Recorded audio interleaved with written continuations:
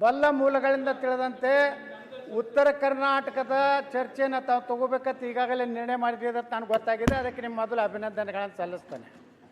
ಅಧ್ಯಕ್ಷರ, ಅದ್ರ ಜೊತೆಗೆ ಪ್ರಶ್ನೋತ್ತರ ಕಾಲ ಎಲ್ಲ ಶಾಸಕರ ಒಂದು ಹಕ್ಕು.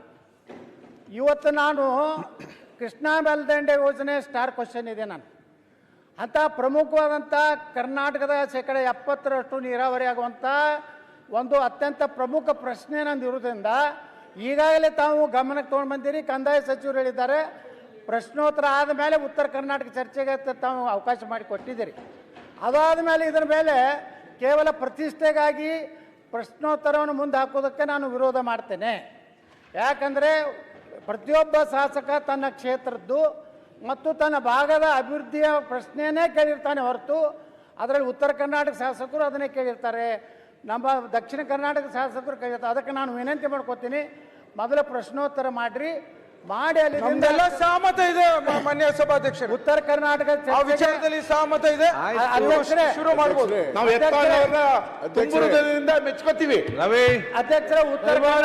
ಉತ್ತರ ಕರ್ನಾಟಕ ಅಧ್ಯಕ್ಷರೇ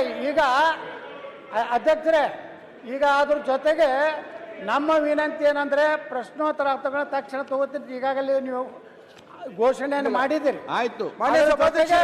ಇನ್ನೊಂದು ನಮ್ಮ ಹಿರಿಯ ಶಾಸಕರಿಗೆ ಅತ್ಯಂತ ಅಪಮಾನಕಾರಿಯಾಗಿ ನಮ್ಮ ಹಿಂದೆ ಕುಂಡ್ರಿಸುವಂತ ವ್ಯವಸ್ಥೆ ಮಾಡಿದ್ದೀರಿ. ಹೋದ ಸದನದಲ್ಲಿಯೂ ಸಹ ತಮಗೆ ವಿನಂತಿ ಮಾಡ್ಕೊತೀವಿ, ನಾವು 6 ಸಲ 5 ಸಲ ಆಯ್ಕೆ ಆದಂತವ್ರಿಗೆ ಮುಂದೆ ಕೊಡುವಂತ ವ್ಯವಸ್ಥೆನ ಮಾಡಬೇಕಾಗಿತ್ತು. ಗಮನಕ್ಕೆ ತಗೊಂಡು ಬಂದಿದ್ದೀವಿ. ಈ ಸಲನೂ ಸಹ ನಮ್ಮ ಕೊನೆಗೆ ನನಗೆ ಎಷ್ಟೇ ನಂಬರ್ ಯತ್ನಾಳ್ ಸಾಹೇಬ್ರನ್ನ ಮಾತಾಡ್ತೀರ ರಂಗನಾಥ್ ಬಿಜೆಪಿ ಏನ್ ಸಿಗ್ತಾ ನಿಮ್ಗೆ? ಯತ್ನಾಳ್ ಸಾಹೇಬ್ರನ್ನ ಅನಾಥರು ಮಾಡ್ಬಿಟ್ಟವ್ರೆ, ಅದಕ್ಕೋಸ್ಕರ ನಾವೆಲ್ಲ ನಿಮ್ ಜೊತೆ ಇದ್ದೀವಿ. ಪ್ರಶ್ನೆ ಶುರು ಆಗ್ಲಿ.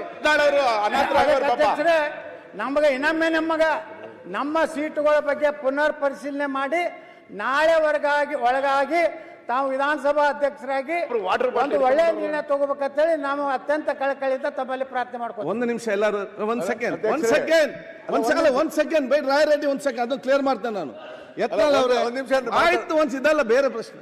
ಯತ್ನಾಳ್ ಅವರೇ ನೋಡಿ, ಮೊನ್ನೆ ತಾವು ನಾವು ಸೀನಿಯರ್ ಇದ್ದೇವೆ, ನಮಗೆ ಲಾಸ್ಟಲ್ಲಿ ತಾವು ಸೀಟ್ ಕೊಟ್ಟಿದ್ರೆ ತಾವು ಮೊನ್ನೆ ಕೂಡ ಎಲ್ಲಿ ಹೊತ್ತು ಕೂಡ ಹೇಳ್ತಾ ಇದ್ರಿ. ನಮ್ಮನ್ನ ಸ್ಪಷ್ಟ ಬರ್ತೇನೆ, ರಾಜ್ಯದಲ್ಲಿ ಸೀನಿಯರ್ ಜೂನಿಯರ್ ಅಂತ ಇಲ್ಲ. ಅಧಿಕಾರ ಇದ್ದವನೇ ಸೀನಿಯರ್, ಅಧಿಕಾರ ಇಲ್ಲದವನು ಜೂನಿಯರ್. ನಾವು ಹೇಳ್ದು ಕೇಳಿ ಒಂದು ಸೆಕೆಂಡ್ ನಾನು ಹೇಳ್ದು ಕೇಳಿ ಇಲ್ಲಿ. ಆಯ್ತು, ಒಂದು ಹೇಳ್ದು ಕೇಳಿ.